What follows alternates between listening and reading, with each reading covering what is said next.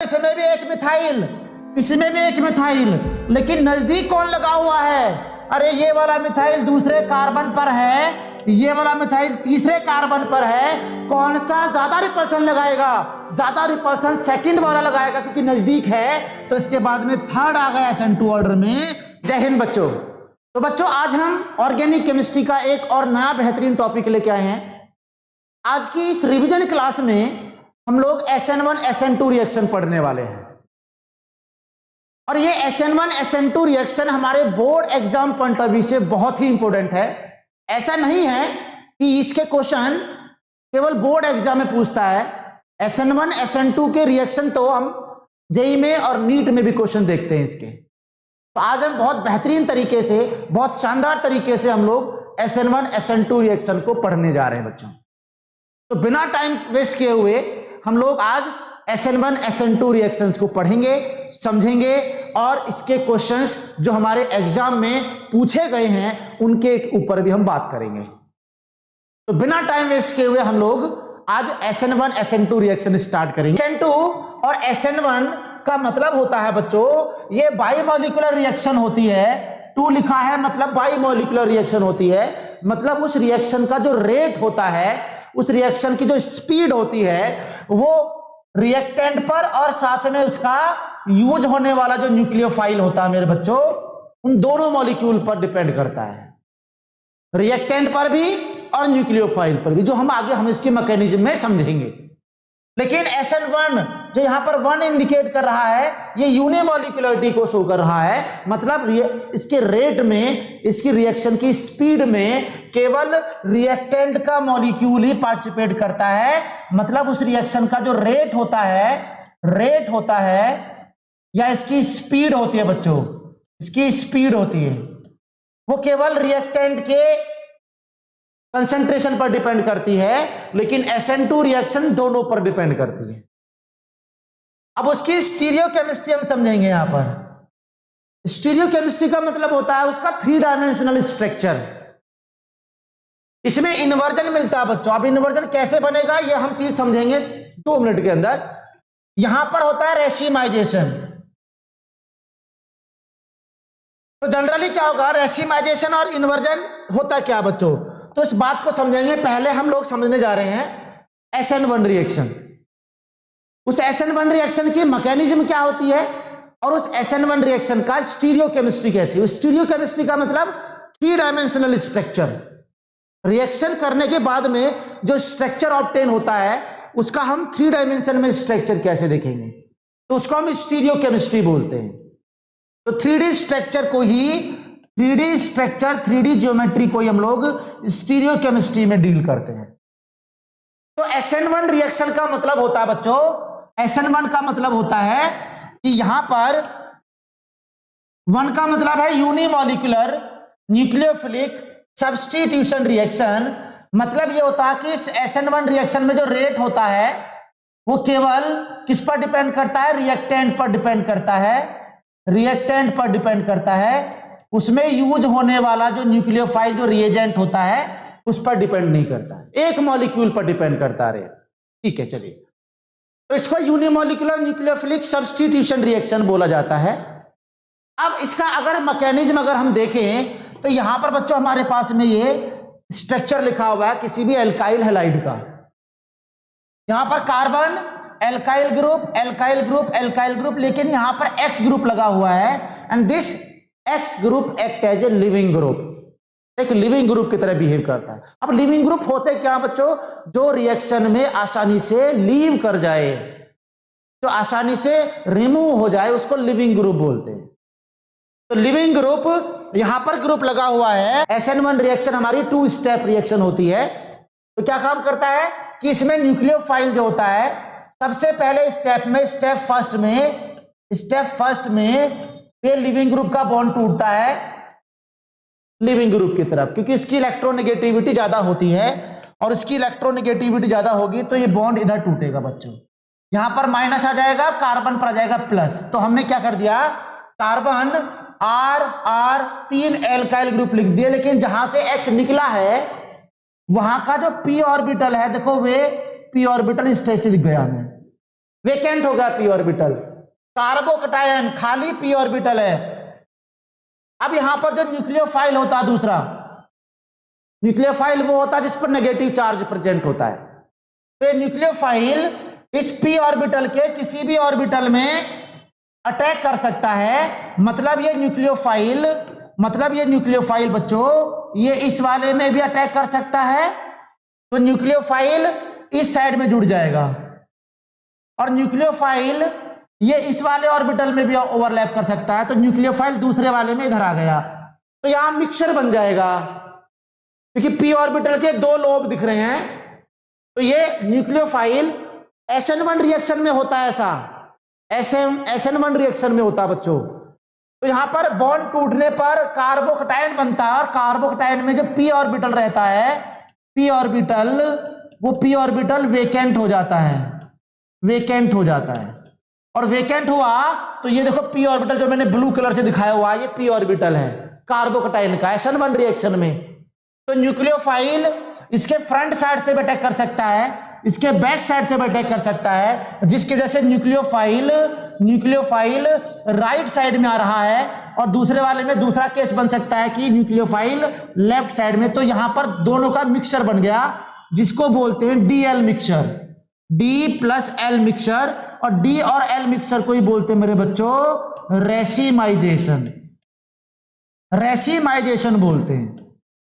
Racemisation होता है कि भाई SN1 रिएक्शन होती है, और SN1 रिएक्शन में कार्बोकटायन मतलब पहले स्टेप में लिविंग ग्रुप लीव करेगा तो कार्बन पर प्लस चार्ज हो जाएगा, जिसको बोलते हैं कार्बोकटायन इंटरमीडिएट।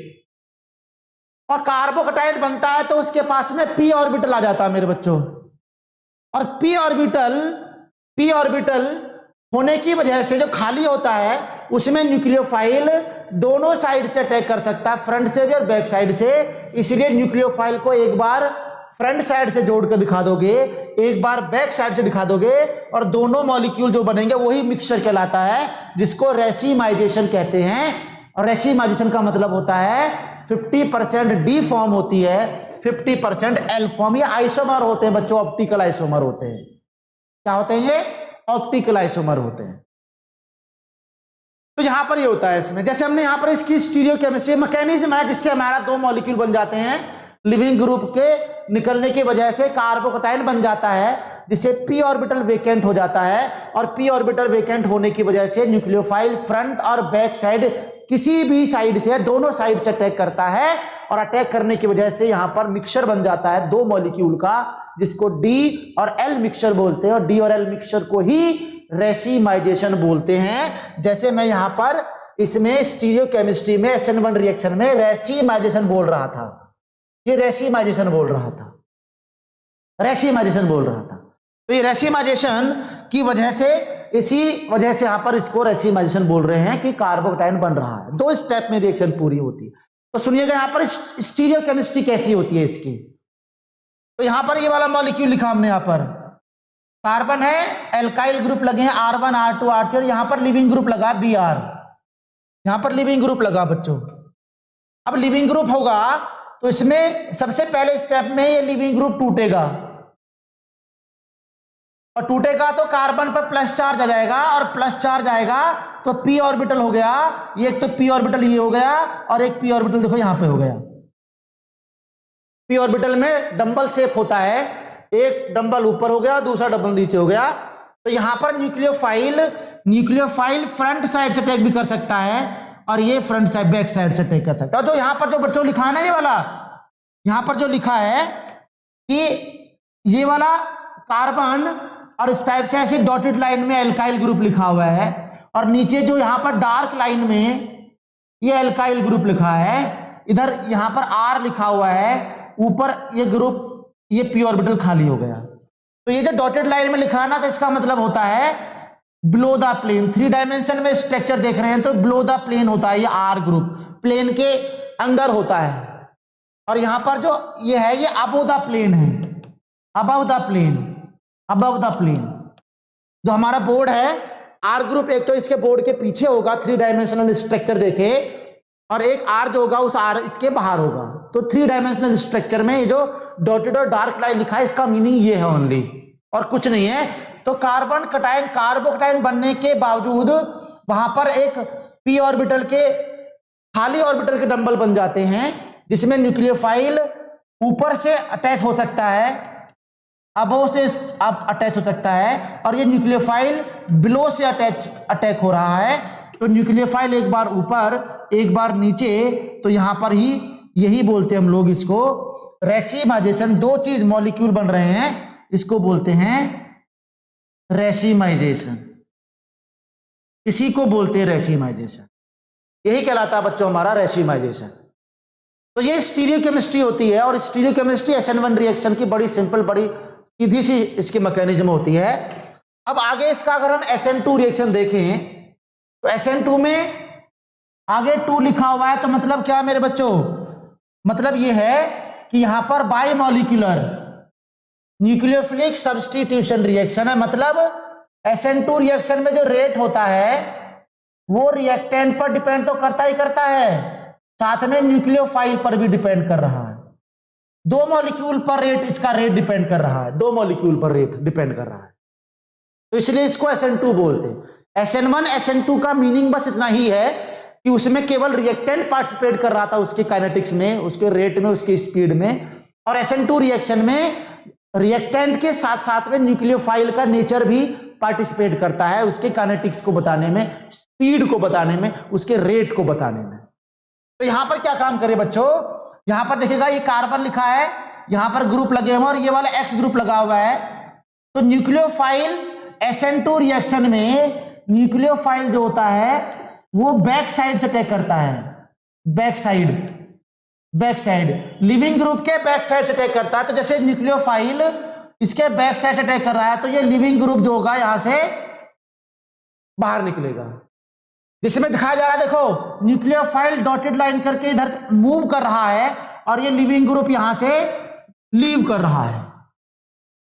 तो जैसे जैसे न्यूक्लियोफाइल नजदीक आता रहेगा, ये लिविंग ग्रुप जो X है उससे दूर जाता रहेगा, और फाइनली ये मॉलिक्यूल बनता है, लिविंग ग्रुप हट जाता है, और न्यूक्लियोफाइल उसके अपोजिट साइड में जुड़ जाता है, अपोजिट साइड में जुड़ता है। तो उसी को क्या बोलते हैं हम लोग बच्चों, इनवर्जन बोलते हैं।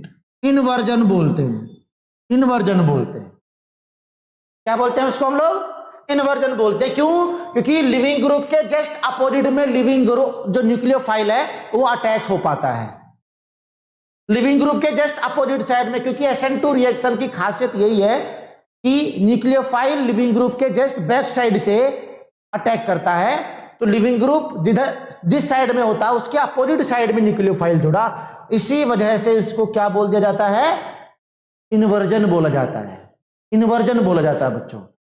तो जैसे मैंने यहां पर स्टीरियोकेमिस्ट्री देखी इसकी, तो केवल एक प्रोडक्ट का फॉर्मेशन होता है, 1 प्रोडक्ट, लेकिन SN2 SN1 में कितने हो रहे थे, 2 बन रहे थे प्रोडक्ट, D और L मिक्सचर। वजह थी p ऑर्बिटल खाली होने की वजह से, क्योंकि इसमें इंटरमीडिएट नहीं बनता है, नो रिएक्शन इंटरमीडिएट, मतलब कार्बोकटायन नहीं बनता है, इंटरमीडिएट नहीं बनता है, नो कार्बोकटायन। SN2 में कार्बोकटायन नहीं बनता है, मतलब p ऑर्बिटल भी नहीं होता है इसमें, क्योंकि इसमें बैक साइड से अटैक कर रहा है। एक ही स्टेप में रिएक्शन कंप्लीट हो रही है, वहां पर 2 स्टेप में हो रही थी। पहले लिविंग ग्रुप हट रहा था तो कार्बोकटायन बन रहा था बीच में, यहां पर नहीं बन रहा। न्यूक्लियोफाइल जैसे जुड़ेगा लिविंग ग्रुप वैसे निकलेगा, दोनों साथ साथ साइमल्टेनियसली होता है प्रोसेस। लिविंग ग्रुप निकलता रहता है और न्यूक्लियोफाइल नजदीक आता रहता है, तो जैसे न्यूक्लियोफाइल अटैच हुआ लिविंग ग्रुप बाहर निकल जाएगा। तो ये एक साथ में एक ही स्टेप में रिएक्शन कंप्लीट हुआ, तो इसमें न्यूक्लियोफाइल अटैक कर रहा है और लिविंग ग्रुप देखो यहां पर लीव कर रहा है। तो इन्वर्जन बन गया, क्योंकि न्यूक्लियोफाइल लिविंग ग्रुप का जस्ट अपोजिट में आ गया, H below the group plane है और H जो डार्क लाइन में लिखा है ये अबो द प्लेन है, तो इसी हिसाब से उसका स्ट्रक्चर, उसकी स्टीरियोकेमिस्ट्री यहां पर बन जाती है। तो हमने SN1 SN2 में ये बात हमने देखी भाई, कैसे देखी जरा सुनिए ध्यान से। हमने SN1 SN2 की अगर बात करेंगे तो यहां पर मैं शुरुआत की बात कर रहा हूं, तो इस SN2 रिएक्शन में इन्वर्जन बन रहा था और इस SN1 रिएक्शन में रेसिमाइजेशन बन रहा था। एक में इन्वर्जन बन रहा था और एक में रेसिमाइजेशन बन रहा था। अब रीअरेंजमेंट, स्टेबल कार्बोकटायन, क्योंकि इसमें इंटरमीडिएट नहीं बनता है, नो कार्बोकटायन, इसमें कार्बोकटायन नहीं बनता है, नो कार्बोकटायन, कार्बोकटायन नहीं बनता है, तो इसका मतलब उसका रीअरेंजमेंट भी नहीं होता है। लेकिन इसमें SN1 रिएक्शन में कार्बोकटायन बनता है मेरे बच्चों, कार्बोकटायन बनता है, तो मतलब यहां पर उसका रीअरेंजमेंट पॉसिबल होता है। और रीअरेंजमेंट का मतलब क्या होता है? स्टेबल कार्बोकटायन में कन्वर्ट होने का अरेंजमेंट जो होता है उसी को रीअरेंजमेंट बोलते हैं। 2 डिग्री 3 डिग्री में कन्वर्ट होना हो सकता है, 1 डिग्री 2 डिग्री में कन्वर्ट हो सकता है, तो इसका मतलब अपने से ज्यादा स्टेबल कार्बोकटायन में बदलने की जो प्रोसेस होती है उसी को रीअरेंजमेंट बोलते हैं, उसी को रीअरेंजमेंट बोलते हैं बच्चों। तो इसमें SN1 रिएक्शन में पॉसिबल है क्योंकि कार्बोकटायन यही बन रहा है। जितना अनस्टेबल होगा, मतलब कैसे होगा कि X और CH3 का बॉन्ड तोड़ के देखा तो कार्बन पर प्लस चार्ज आ गया, क्योंकि वहां पर तो कार्बोकटायन बन ही नहीं रहा है। तो जिस एल्काइल हैलाइड में कार्बोकटायन जितना अनस्टेबल होगा उसमें SN2 रिएक्शन फास्टर होती है, क्योंकि यहां पर कार्बोकटायन नहीं बन रहा है। कम स्टेबल हो वही क्या होता है, हमारा SN2 रिएक्शन परफॉर्म करेगा। तो जैसे यहां पर एल्काइल हैलाइड दे रखे हैं, मतलब अगर मैं इस एल्काइल हैलाइड की बात करें तो ये वाला बॉन्ड तोड़ा, कार्बन पर प्लस चार्ज, इस कार्बन और X का बॉन्ड तोड़ा, कार्बन पर प्लस चार्ज, X का बॉन्ड तोड़ा, कार्बन पर प्लस चार्ज, इस X का बॉन्ड तोड़ा, कार्बन पर प्लस चार्ज। तो मतलब ये हुआ मेरे बच्चों कि ये जो SN2 रिएक्शन होती है ये 1 डिग्री कार्बोकटायन के पास में होती है, CH3 प्लस SN2, क्योंकि बहुत अनस्टेबल कार्बोकटायन है। दूसरा CH3 CH2 कार्बन पर प्लस, इसके बाद में CH3 C, नीचे CH3, यहां पर H, सेकेंड डिग्री कार्बन जिस पर प्लस है वो 2 कार्बन से जुड़ा हुआ है, सेकेंड डिग्री कार्बोकटायन। और उससे भी कम किस में होता है मेरे बच्चों? 3 डिग्री कार्बोकटायन में, क्योंकि कार्बोकटायन जितना अनस्टेबल होगा उसमें SN2 रिएक्शन उतनी ही फास्टर होती है, उतनी ही फास्टर होती है बच्चों, उतनी ही फास्टर होती है। ये बात हमें समझना है। यहीं से आपके बोर्ड एग्जाम में क्वेश्चन पूछता है कि SN2 किसमें फास्टर होती है, SN1 किसमें फास्टर होती है। तो मुझे केवल ये ऑर्डर पता होना चाहिए। तो 1 डिग्री में सबसे ज्यादा SN2 रिएक्शन होता है क्योंकि बहुत अनस्टेबल होता है, क्योंकि वहां पर कार्बोकटायन बनता ही नहीं है, तो SN2 रिएक्शन वहीं पर होना पसंद करेगा जहां पर कार्बोकटायन जितना अनस्टेबल होगा। और कार्बोकटायन की स्टेबिलिटी का ऑर्डर हम सब लोग जानते हैं कि सबसे पहले 1 डिग्री होता है अनस्टेबल, फिर 2 डिग्री होता है स्टेबल, 3 डिग्री सबसे ज्यादा स्टेबल होता है, और 3 डिग्री से भी होता है benzyl carbocation, benzene aromatic compound जहां पर आ जाए। तो उसकी बात आपको ध्यान रखनी है बच्चों। Got it? तो यहां से हम बात करें SN1 रिएक्शन में क्या बन रहा है, इंटरमीडिएट बन रहा है कार्बोकटायन। तो इसका मतलब उन एल्काइल हैलाइड में, उन ऑर्गेनिक कंपाउंड में SN1 रिएक्शन होती है जिसमें जितना ज्यादा स्टेबल कार्बोकटायन बनता है, जिसमें जितना ज्यादा स्टेबल कार्बोकटायन बनता है। तो इस SN1 रिएक्शन में सबसे ज्यादा स्टेबल कार्बोकटायन किसमें बनता है बच्चों? बेंजाइल कार्बोकटायन में बनता है, बेंजाइल कार्बोकटायन में। बेंजीन के ऊपर CH2 पर पॉजिटिव चार्ज आएगा, ये होता है बेंजाइल कार्बोकटायन। उसे कम होता है बच्चों allyl, CH2 double bond CH, फिर CH2 प्लस, इसको बोलते हैं एलाइल, एलाइल कार्बोकटायन बोलते हैं, इसको बेंजाइल बोलते हैं बच्चों, बेंजाइल कार्बोकटायन। और उससे भी कम स्टेबल होता है tertiary carbocation, CH3 C, CH3, ये CH3 कार्बोकटायन आ गया। Got it? तो इसके बाद में सेकेंडरी कार्बोकटायन, ये टर्सरी कार्बोकटायन है बच्चों। सेकेंडरी कार्बोकटायन का मतलब CH से 2 CH3 लगे होंगे, ये सेकेंडरी कार्बोकटायन। और सबसे लास्ट में क्या होगा? प्राइमरी कार्बोकटायन, और उससे भी क्या होता है, उसको बोलते हैं CH2 डबल बॉन्ड CH, इसको बोलते हैं विनाइल कार्बोकटायन। सबसे कम स्टेबल होता है, बहुत कम स्टेबल होता है। तो SN1 रिएक्शन का देखो ऑर्डर ये रहा, कार्बोकटायन का ऑर्डर जिसको आता है वो SN1 SN2 का ऑर्डर बड़े आराम से लगा सकता है, और उसका बोर्ड का क्वेश्चन भी कंफर्म हो जाता है। 100% बोर्ड का क्वेश्चन कंफर्म हो जाएगा। बस इतनी सी बात हमें इसमें जानकारी लेनी है, SN1 SN2 रिएक्शन देखना है क्या होता है, और कुछ भी नहीं आता बच्चों इसमें। इतनी सी बात हम इस यहां पर बताना चाह रहे थे। SN1 SN2 की स्टीरियो केमिस्ट्री, SN2 में इन्वर्जन होती है क्योंकि बैक साइड से अटैक करता, अभी मैंने उसकी मैकेनिज्म और स्टीरियो केमिस्ट्री कराई थी। और SN1 रिएक्शन में रेसिमाइजेशन होता है क्योंकि ये एक ही 2 स्टेप में रिएक्शन होता पूरा, तो कार्बोकटायन बनता है, और कार्बोकटायन में p ऑर्बिटल खाली हो जाता है, और p ऑर्बिटल जब खाली हो जाए तो न्यूक्लियोफाइल अबो से भी रिएक्ट कर सकता है और उसके बिलो से भी रिएक्शन कर सकता है, तो मिक्सचर बनता है जिसका नाम है रेसिमिक मिक्सचर। यहां पर बैक साइड अटैक करता है तो इन्वर्जन बनता है, राइट। तो इस टाइप से हमें यहां पर लिविंग ग्रुप, जो बेहतरीन लिविंग ग्रुप होते हैं, सबसे पहले आयोडीन अच्छा लिविंग ग्रुप होता है, जितना ज्यादा अच्छा लिविंग ग्रुप उतने अच्छे से रिएक्शन शो करेगा SN1 SN2। SN1 SN2 में जितना अच्छा लिविंग ग्रुप रहेगा उतना अच्छे से क्या होगा, वो रिएक्शन शो करेगा, SN2 में भी SN1 में भी। और सबसे बड़ा लिविंग ग्रुप कौन होता है, जितना अच्छा लिविंग ग्रुप कौन होगा, जो सबसे बड़ा लिविंग ग्रुप होता है, भारी लिविंग ग्रुप होता है, जितना भारी ग्रुप आसानी से निकल जाता है बच्चों, राइट। तो इसी को हमें समझना है, इसी को हमें देखना है। तो आगे हम लोग बात करें, तो यहां पर हमने SN1 SN2 की बात करी, अब इसके ऊपर कुछ क्वेश्चंस की बात करते हैं जो हमारे जनरली एग्जाम में पूछे गए क्वेश्चन हैं। तो कह रहा है कि which compound in each of the following pair will faster SN2 reaction, SN2 reaction show करें। SN2 रिएक्शन कौन शो करेगा उसको देख लेना भाई। तो बात करें सबसे पहले CH3Br और CH3I।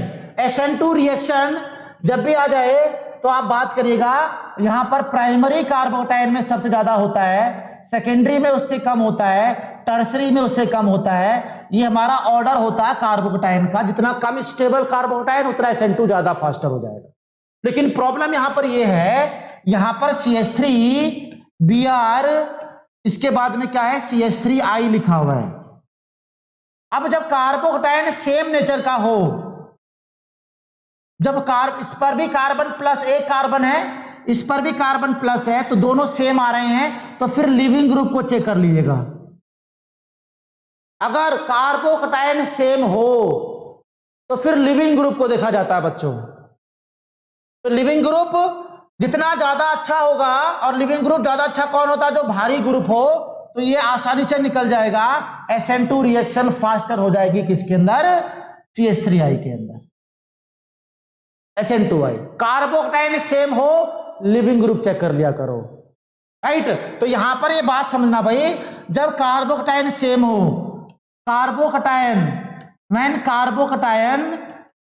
कार्बोकटायन सेम होता है, सिमिलर होता है, दोनों के अंदर सिमिलर होता है, तो फिर हम क्या देखते हैं बेटा,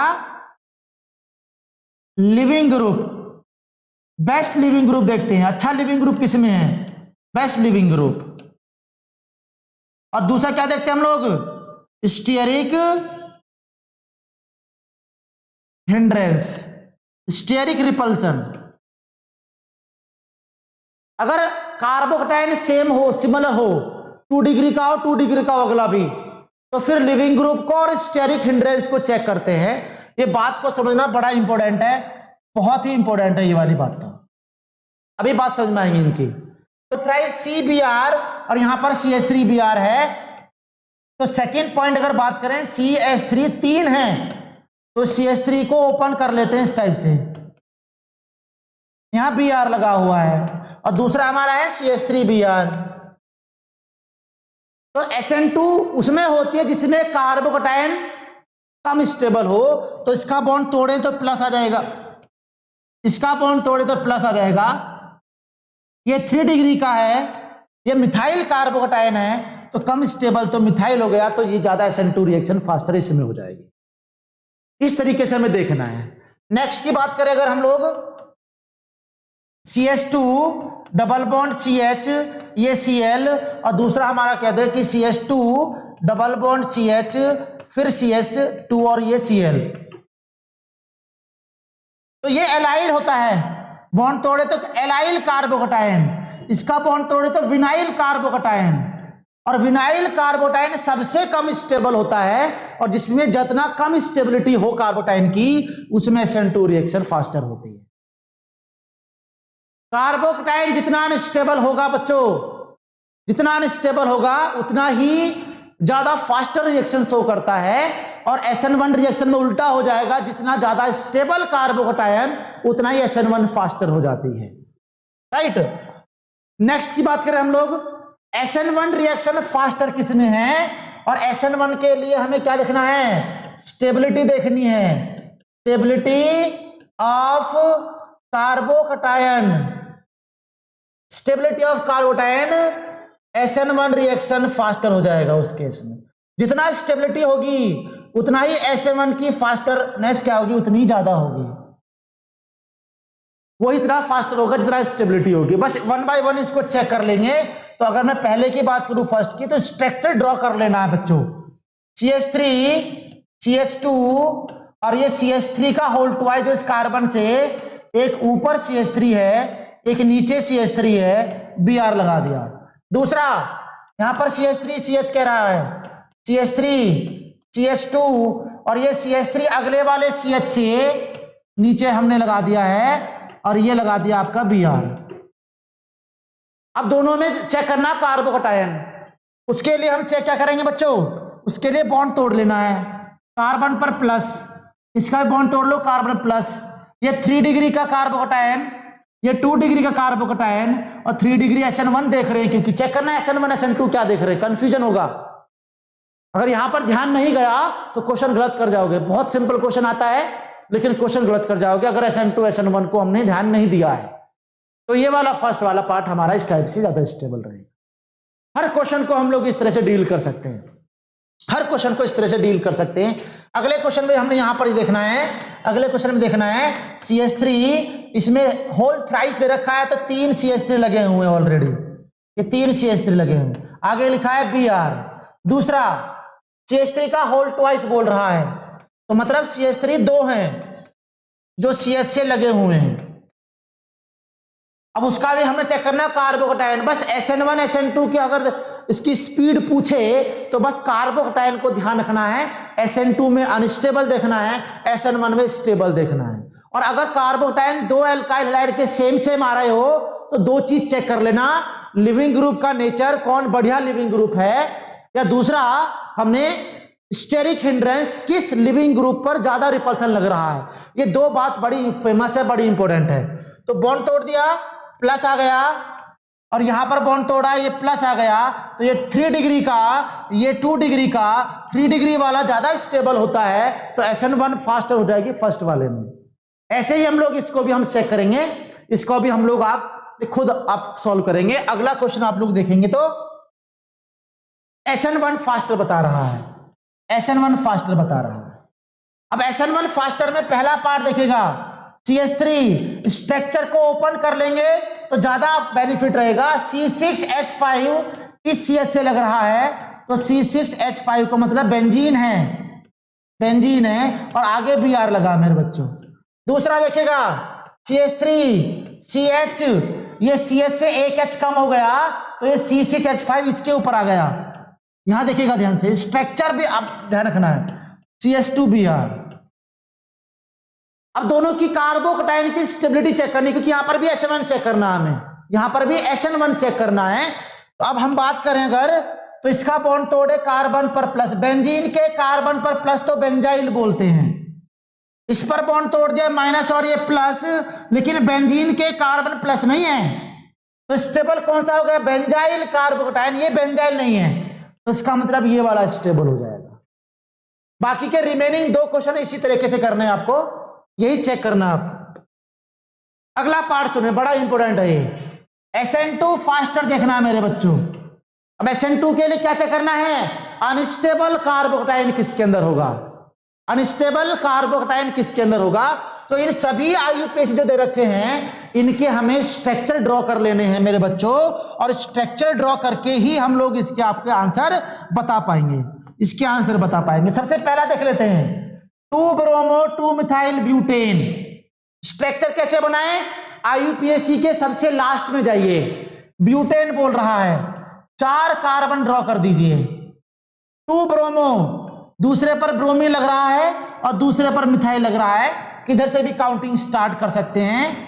H पूरे कर लीजिए, करना चाह रहे हैं तो आप यहां पर 2H आएंगे, यहां पर 3H आएंगे, पहला हो गया। अगला 1 ब्रोमो पेंटेन, पेंटेन में 5 कार्बन, 1 ब्रोमो, पहले पर ही ब्रोमीन लग रहा है, बाकी के H पूरे कर देते हैं, CH2 CH2 CH2 CH2, क्योंकि कार्बन 4 बॉन्ड बनाता है, 4 बॉन्ड का ध्यान रखना हम लोगों को। अगला क्या कह रहा है इसमें, 2 ब्रोमो पेंटेन, 2 ब्रोमो, 1 2 3 4 5, दूसरे पर ब्रोमीन बोल रहा मेरे बच्चों, आगे इसके H पूरे कर सकते हैं हम लोग, पूरे H कर दीजिए, ये लिख दिया, पहला पार्ट हो गया, स्ट्रक्चर समझ में आ गया।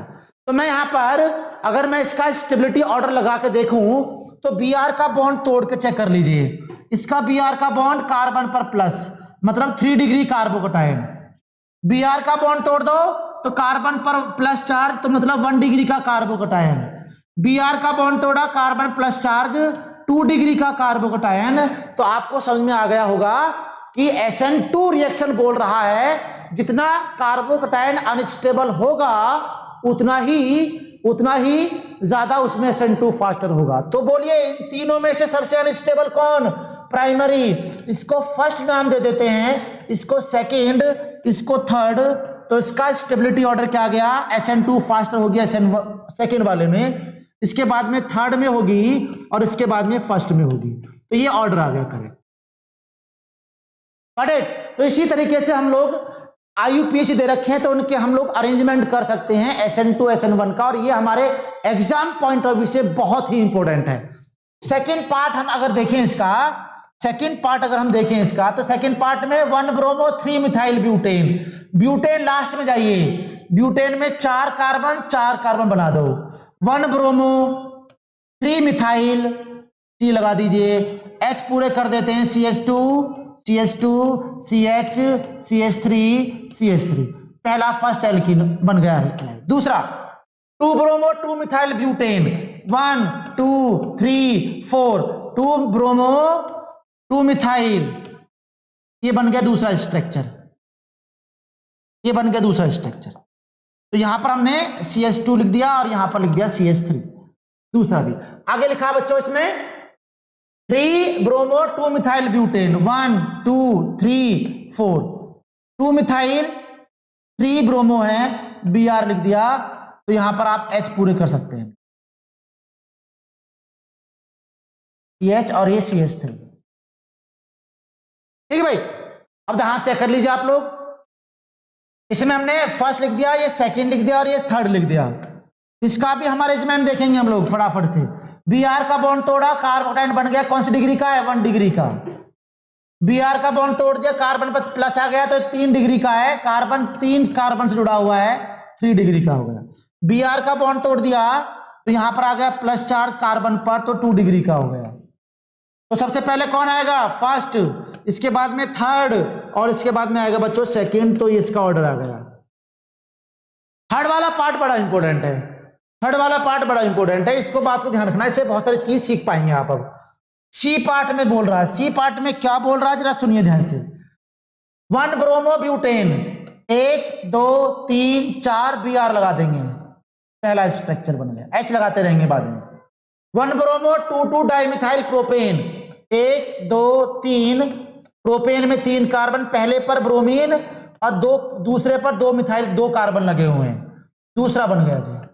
थर्ड की बात करें, 1 ब्रोमो 2 मिथाइल ब्यूटेन, 1 2 3 4, 1 पर ब्रोमीन है और 2 पर मिथाइल कार्बन लगा, ये थर्ड हैलाइड।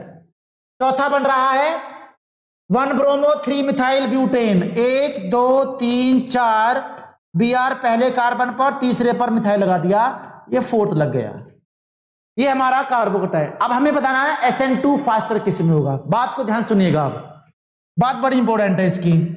इसका बॉन्ड तोड़ा, कार्बन पर प्लस, कार्बन जिस पर प्लस वो केवल एक कार्बन से लगा हुआ डायरेक्टली 1 डिग्री का है, ठीक है जी। Br पहले कार्बन से लग रहा है प्लस चार्ज, ये भी एक कार्बन से लगा डायरेक्टली, ये भी 1 डिग्री का। इसका बॉन्ड तोड़ लिया, प्लस चार्ज, ये भी एक कार्बन से लग रहा था, ये भी 1 डिग्री का। इसका बॉन्ड तोड़ लिया, यहां प्लस चार्ज, तो इसका मतलब ये भी 1 डिग्री का। जब कार्बोकेटाइन सिमिलर नेचर का आ जाए तो लिविंग ग्रुप चेक करते हैं या स्टेरिक हिंड्रेंस चेक करते हैं। अगर कार्बोकेटाइन सिमिलर आ जाए, बात दोबारा सुनिएगा, कार्बोकेटाइन सिमिलर आ जाता है तो भाई बच्चों ये चेक करना होता है कि लिविंग ग्रुप, अच्छा लिविंग ग्रुप कौन सा है। यहां पर तो लिविंग ग्रुप सब ब्रोमीन ब्रोमीन लगे हुए हैं, तो अगर सिमिलर आता है, सिमिलर कार्बोकेटाइन आता है, सिमिलर डिग्री सबकी सेम आती है कार्बोकेटाइन, तो बेस्ट लिविंग ग्रुप देखना है। और लिविंग ग्रुप यहां पर भी सेम है, तो क्या देखना पड़ता बच्चों, स्टेरिक हिंड्रेंस। जो ज्यादा हिंड्रेंस, स्टेरिक हिंड्रेंस का मतलब होता है रिपल्सन। तो यहां देखिएगा इस Br पर कार्बन का कोई भी साइड चेन नहीं है, तो सबसे कम रिपल्सन लग रहा है। यहां पर चेक करेंगे तो इस पर 2 मिथाइल ग्रुप लगे हुए हैं Br, जो इस पर रिपल्सन लगा रहे हैं ऐसे। यहां पर एक मिथाइल ग्रुप लगा केवल एक तरफ से रिपल्सन लगा रहा है, यहां पर मिथाइल लगा हुआ है लेकिन ये भी रिपल्सन। लेकिन ध्यान देगा, जितना साइड चेन ज्यादा होगा स्टेरिक हिंड्रेंस उतना लगेगा, उतना हेलोजन लिविंग ग्रुप इजीली निकल जाता है। और इजीली लिविंग ग्रुप निकलेगा तो उसमें रिएक्शन SN1 या SN2 फास्टर हो जाती है। जितना हेलोजन ग्रुप, जितना लिविंग ग्रुप आसानी से निकलता है उसके साइड चेन की वजह से, साइड चेन जितना ज्यादा होगा रिपल्सन लिविंग ग्रुप पर ज्यादा लगेगा तो इजीली निकल जाएगा, और इजीली निकलेगा तो SN1 SN2 फास्टर हो जाएगी। इसमें SN2 पूछ रहा है तो इसमें मैक्सिमम रिपल्सन लगेगा, तो सबसे पहले SN1 SN2 फास्टर सेकंड वाले में हो जाएगी। अगर दूसरी बात करें तो इसमें भी एक मिथाइल, लेकिन नजदीक कौन लगा हुआ है, अरे ये वाला मिथाइल दूसरे कार्बन पर है, ये वाला मिथाइल तीसरे कार्बन पर है। कौन सा ज्यादा रिपल्सन लगाएगा, ज्यादा रिपल्सन सेकंड वाला लगाएगा क्योंकि नजदीक है। तो इसके बाद में थर्ड आ गया SN2 ऑर्डर में, इसके बाद में फोर्थ आ गया, उसमें तो कोई भी रिपल्सन नहीं है बच्चों, तो इसके बाद में फर्स्ट ही आ जाएगा। इसके साथ में हमारी ये क्वेश्चन खत्म होता है, राइट। तो एग्जाम पॉइंट ऑफ व्यू से बहुत ही इंपॉर्टेंट टॉपिक है ये, जिसके क्वेश्चन जनरली आपको बोर्ड एग्जाम में और साथ साथ जेई में और नीट में भी इसके क्वेश्चन पूछे जाते हैं। तो इस टॉपिक को बहुत बेहतरीन तरीके से समझना है बच्चों, बहुत अच्छे तरीके से याद करना है, और इसके क्वेश्चंस, उसकी प्रैक्टिस साथ साथ करते रहना है। अगले लेक्चर में मिलते हैं एक नए बेहतरीन टॉपिक के साथ में, तब तक गुड बाय।